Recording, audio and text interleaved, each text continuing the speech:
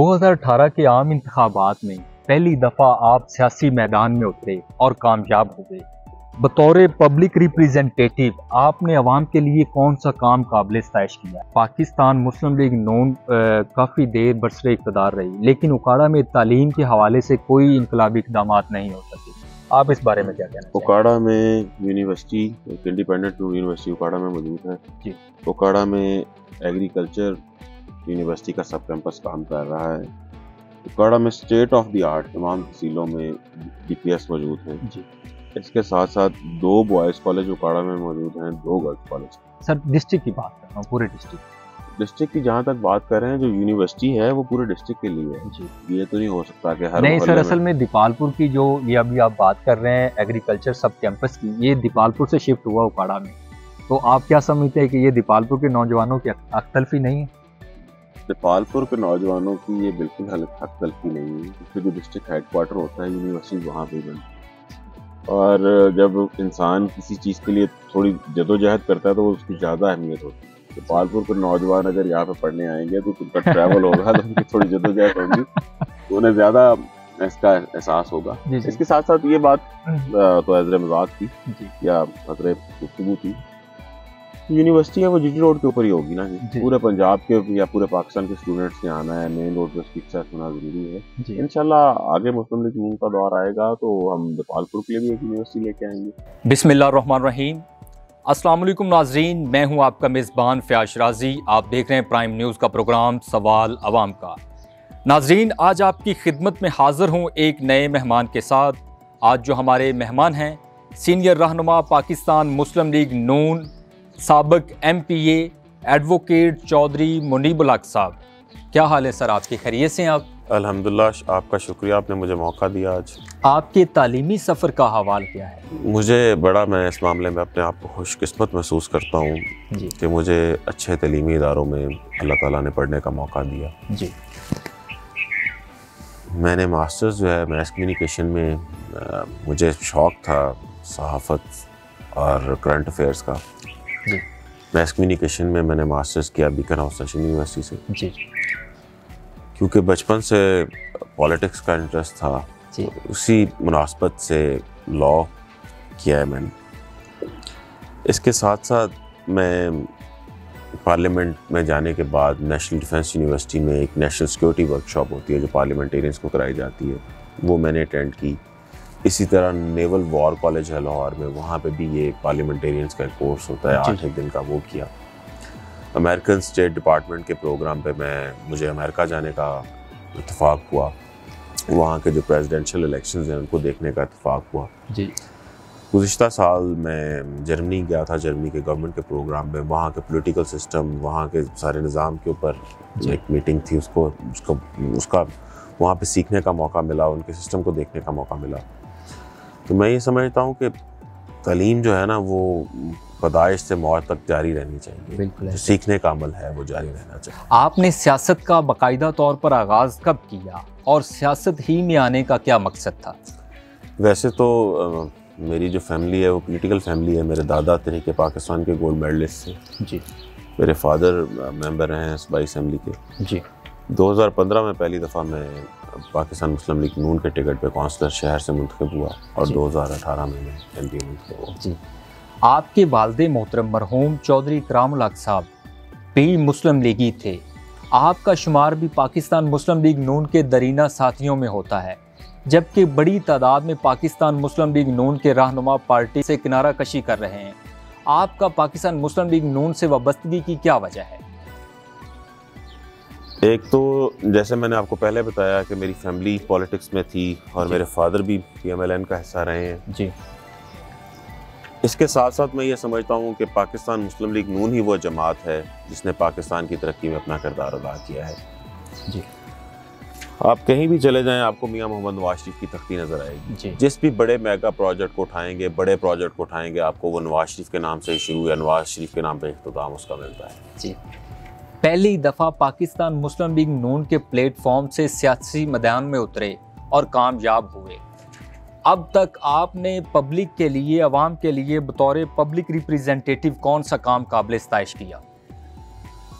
जो एक मेंबर सूबाई असम्बली होता है उसको अवाम इसलिए मुंतखब करती है कि वो हल्के के मसाइल, सूबे के मसाइल जी और लेजिस्लेशन के हवाले से जाके अपना सूबाई असम्बली में किरदार अदा करें। मैं बिल्कुल मुतमिन हूँ अल्हम्दुलिल्लाह। पंजाब असम्बली में जो मेरी परफॉर्मेंस है वो आइन साजी के हवाले से, क्वेश्चंस के हवाले से, करारदादों के हवाले से, शहर के मसाइल के हवाले से जी मेरे नज़दीक शहर का कोई ऐसा मसला नहीं है, मेरे हल्के का कोई ऐसा मसला नहीं है जिसमें सूबाई असम्बली के फॉरम पे बात नहीं की गई जी। वो तालीम का मसला हो, वो लॉ एंड ऑर्डर का मसला हो, वो हेल्थ का मसला हो, वो सफाई सुथराई का मसला हो, हर सिलसिले में मैंने असम्बली के फ्लोर पे आवाज़ बुलंद करके इस शहर की हक़ नुमाइंदगी का भरपूर जो मेरे ज़िम्मे फ़र्ज़ था वो अदा किया है जी। पाकिस्तान मुस्लिम लीग नून की नायब सदर मोहतरमा मरियम नवाज शरीफ साहिबा का उकाड़ा स्टेडियम में गुज़श्ता साल जलसा की मनसूखी की वजह बारिश बताई गई, जबकि मुख्तलिफ सोशल मीडिया के प्लेटफॉर्म पर वीडियोज़ वायरल हुई और बताया गया कि स्टेडियम में पानी खुद साख्ता छोड़ा गया। आप इस बारे में क्या कहना चाहेंगे? जलसे की मनसूखी की सिर्फ एक ही वजह थी, बारिश का होना जी, और उसमें कोई दूसरी वजह नहीं थी। वो जो एक वीडियो वहाँ पे वायरल हुई जिसमें वो पानी निकाला जा रहा है जी जी, वो आपने देखा होगा। उस वीडियो में देखा जा सकता है कि कुर्सियाँ भी फोल्ड की जा चुकी जी जी। वो पीने के लिए हमने वहाँ पे पानी का इंतजाम किया हुआ था। वो लोडर रक्शे थे जी, जब वो ग्राउंड से बाहर निकल रहे हैं तो वो अपने आप को अपना पानी निकाल रहे हैं, मतलब वो जो उनमें टैंकी में जो पानी था उसको वो कर रहे हैं। उस पर यह कह दिया गया कि पानी खुद छोड़ा गया है, हालांकि वो रात की वीडियो है। जलसे की मनसूखी का टाइम मगरिब से पहले ऐलान हो चुका हुआ था जी। अगर ये जलसा होता तो मैं समझता हूँ कि पंजाब की तारीख का एक बहुत बड़ा जलसा होना था। जिस तरह हमने इसकी तैयारी की थी, 100 के करीब कॉर्नर मीटिंग्स मैंने और हमारे जो साथी थे उन्होंने मिलकर की थी जी जी। तो इसकी बहुत ग्रैंड तैयारी थी और ये एक उकाड़े की तारीख में इतना बड़ा जलसा नहीं हुआ हो चुका। साबिक वज़ीर आज़म पाकिस्तान शहीद खान अब्बासी पाकिस्तान मुस्लिम लीग नून के दरीना साथियों में उनका शुमार होता है और शहीद खान अब्बासी पार्टी की नायब सदारत के ओहदे पर फाइज थे, जबकि शहीद खान अब्बासी को हटाकर मोहतरमा मरियम नवाज शरीफ साहिबा को पार्टी की नायब सदारत दी गई। आप क्या समझते हैं कि इससे पार्टी दो हिस्सों में तकसीम नहीं हो रही? एक तो मैं जो मेरी इन्फॉर्मेशन है उसके मुताबिक मैं आपको बताता चलूँ कि मोहतरमा मरियम नवाज साहिबा पहले वाइस प्रेसिडेंट थी, अब उन्हें सीनियर वाइस प्रेसिडेंट के साथ साथ एक एडिशनल जो रिस्पॉन्सिबिलिटी दी गई है वो है चीफ ऑर्गेनाइज़र की। जी जी। शाहिद खान अब्बासी से ना उनका डेजिग्नेशन लिया गया है, वो आज भी सीनियर वाइस प्रेसिडेंट हैं और पार्टी की वो बहुत मोहतरम शख्सियत हैं। ना पार्टी में कोई डिवीज़न है, ये बहुत अरसे से और ये पॉलिटिक्स में इस तरह की बातें आपको सुनने में मिलती हैं कि पार्टी में तकसीम हो रही है या इस तरह का कोई मसला है। कतन कोई मसला नहीं है, वो आज भी पार्टी का हिस्सा हैं और साबिक़ वज़ीर-ए-आज़म के तौर पे हमारे लिए इंतहाई काबिल एहतराम। गुज़श्ता आम इंतखाबात में पाकिस्तान मुस्लिम लीग नून मुल्क भर में अपना मोराल बरकरार ना रख सकी, लेकिन इसके बावजूद पाकिस्तान मुस्लिम लीग नून ज़िला उकाड़ा से क्लीन स्वीप कर गई। आप क्या समझते हैं कि इसमें क्या राज है? 2018 का जो इंतखाब है वो बहुत वाज़ेह था कि उसमें पाकिस्तान मुस्लिम लीग नून का मैंडेट छीना गया था। 2018 के इंतखाब में भी पंजाब असम्बली में जो सिंगल लार्जेस्ट पार्टी थी वो PMLN ही थी। उसके पीछे बहुत से महरक़ात हैं, वही सीक्वेंस जो आजकल चल रहा है, इस तरह का एक पूरा सीक्वेंस डेवलप किया गया। लोगों की सियासी वाबस्तगी चेंज करवाई गई, उन्हें मजबूर किया गया, सुबह महाज का सारा सिलसिला शुरू कराया गया। उसके बावजूद असम्बली में सबसे ज़्यादा नशिस्तें लेके पाकिस्तान मुस्लिम लीग नून ही बैठी थी। वो सब आपको पता है कि क्या हुआ। इंशाल्लाह 2018 में जिस तरह उकाड़ा पाकिस्तान मुस्लिम लीग नून का किला रहा है, आइंदा इंतखाब में भी ऐसा ही रहेगा। और इसकी बड़ी वजह मैं ये समझता हूँ कि ज़िला उकाड़ा के लोग, हमारे इस रीजन के लोग सियासी तौर पे ज़्यादा बाशऊर हैं। साबिक़ वज़ीर आज़म पाकिस्तान इमरान खान साहब का जो अमरीकी साजिश का बयानिया है वो धड़ाधड़ बिक रहा है और लोग बड़ी तादाद में इस बयानिए पर यकीन कर रहे हैं। आप क्या समझते हैं कि आइंदा आने वाले इंतखाबात में पाकिस्तान तहरीक इंसाफ हुकूमत बनाने में कामयाब हो पाएगी? पहले तो मुझे ये क्लियर नहीं है कि वो अमरीकी साजिश है कि लोकल साजिश है या वो किसी जनरल साहब की साजिश है, क्योंकि उनकी साजिशों के कई एंगल बदल चुके हैं। जिस तरह के वो अभी तक क्लियर नहीं है तो फिर पब्लिक भी इस पर क्लियर नहीं है।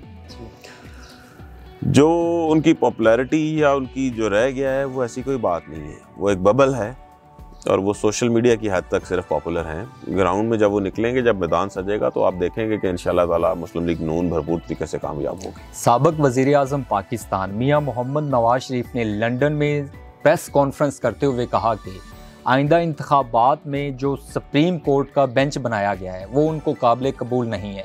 आप इस बारे में क्या कहना चाहेंगे? ये बिल्कुल उनकी राय दुरुस्त है। ये मुल्क में जो तमाशा 2016-17 से चल रहा है जी, इसको अब ख़त्म होना चाहिए। जी जी। हम जिस इलाके से ताल्लुक़ रखते हैं, यहाँ पे सालसी एक आम कॉन्सेप्ट है जी। अगर दो फ्रीकैन में कोई मामला बन जाता है तो सालिस के पास जाता है जी। और अगर सालिस पे कोई मुत्फिक नहीं होता तो अपनी सालिसी से वापस ले लेता है जी। बतौर पाकिस्तानी ये हमारा राइट है कि हम बेंच पे अपनी अदम तहफ़्फ़ुज़ का इजहार कर सकते हैं जी। और अगर इस पे मुल्क की तमाम सियासी बड़ी जमातें क्लियर कह चुकी हुई हैं कि एक लार्जर बेंच बनना चाहिए या फुल कोर्ट होना चाहिए, तो इस पे क्या एतराज़ वाली बात है? क्या वो जज साहबान जो हैं वो इंसाफ के तकाजे पूरे नहीं करते? मेरा भी ये सवाल है बतौर वकील, बतौर पाकिस्तानी, बतौर इस मुल्क के शहरी के, क्या सिर्फ वही 3 जज साहबान हैं जो इंसाफ के तकाज़ों पर पूरा उतरते हैं? जी। ये मियाँ साहब का बयानिया और ये मियाँ साहब का जो बयान है 100% दुरुस्त है। पाकिस्तान की हर सियासी जमात बरसरे इक़्तिदार आने से पहले जमहूरियत का राग अलापती नज़र आती हैं। गुज़श्ता दिनों ज़मान पार्क में हालिया जुल्मों, जबर और पुरतशद्दुद कार्रवाइयों और जो पाकिस्तान तहरीक इंसाफ का कारकुन ज़िले शाह को कत्ल किया गया, आप इस बारे में क्या कहना चाहेंगे? जमहूरियत की बात जहाँ तक की जाए, सियासी जमातों में जमहूरियत होनी चाहिए और होती भी है। मैं आपको उसकी मिसाल ये दूंगा कि मैं बिल्कुल यंग था जब मुझे पार्टी ने एमपीए का टिकट दिया और एमपीए बनवाया, तो ये एक जमहूरी प्रोसीजर का ही हिस्सा था जी। मैं काउंसलर मुंतखब हुआ और फिर जब एमपीए बना तो ये एक जमहूरी प्रोसीजर का ही हिस्सा था जी। इसी तरह आप हमारे डिस्ट्रिक्ट में देखें कि नूरुल अमीन साहब हैं, वो भी बिल्कुल यंग एमपी हैं। मियाँ ये चौधरी रज़ा रबीरा साहब हैं, ये भी बिल्कुल यंग एमपी हैं जी। तो ये जमहूरी सिलसिले से ही आ रहे हैं जी जी। ये अपनी स्ट्रगल के ज़रिए ये इन्होंने जगह बनाई है और वो आ रहे हैं।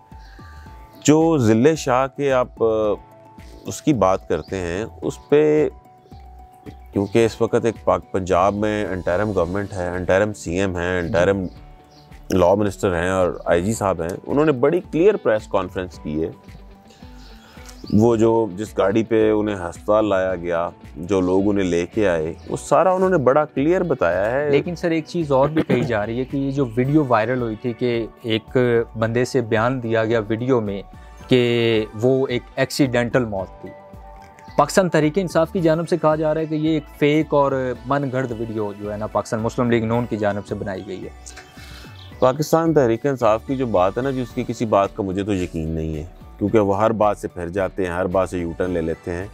जो गवर्नमेंट जो ऑफिशियल जो बात कर रहे हैं, मैं तो उसका रेफरेंस आपको दे सकता हूँ। इस टाइम का जो सीएम है, जो वो उनकी स्टेटमेंट है, जो पुलिस हेड है जो उसकी स्टेटमेंट है, जो लाहौर के पुलिस के हेड हैं जो उनकी स्टेटमेंट में, मैं तो उनको कोट कर सकता हूँ। उनकी स्टेटमेंट, इन्वेस्टिगेशन टीम्स की स्टेटमेंट बहुत क्लियर हैं कि वो एक रोड साइड एक्सीडेंट है। जहाँ तक उनकी इन्वेस्टिगेशन है, ये मेरी इन्वेस्टिगेशन नहीं है, ये बहुत क्लियर है, इसमें पॉलिटिक्स करनी नहीं चाहिए। आखिर में आप हल्का की आवाम को और पाकिस्तानियों को क्या पैगाम देना चाहेंगे? मैं उकाड़ा की आवाम और ख़ास तौर पे उकाड़ा के नौजवानों को ये मैसेज देना चाहूँगा, और यही मैसेज मेरा पाकिस्तान के दोस्तों के लिए भी है कि ये शहर, ये मुल्क आपका अपना शहर है, आगे बढ़ें, इसके हर काम में रिस्पॉन्सिबिलिटी लें जी। इस शहर को ओन करें, इसकी सियासत, इसकी मईशत, इसकी तरक्की, इसकी खुशहाली नौजवानों पे मुनहसर है जी। जब तक नौजवान अपने मुस्तकबिल का नहीं सोचेंगे, अपनी राय का इजहार नहीं करेंगे, इस शहर की तरक्की में अपना किरदार अदा नहीं करेंगे जी, बिल्कुल, ना ये शहर तरक्की करेगा, ना ये मुल्क तरक्की करेगा। इसलिए इस गुजारिश के साथ कि बाहर निकलें, अपनी राय का इजहार करें, हक और सच, झूठ और सच में फ़र्क तलाश करें और इस शहर की बेहतरी के लिए अपना किरदार अदा करें। जी नाज़रीन, इस दुआ के साथ इजाज़त चाहता हूँ कि अल्लाह रब्बुल इज़्ज़त वतने अज़ीज़ पाकिस्तान को हमेशा शादो आबाद रखे। वस्सलाम।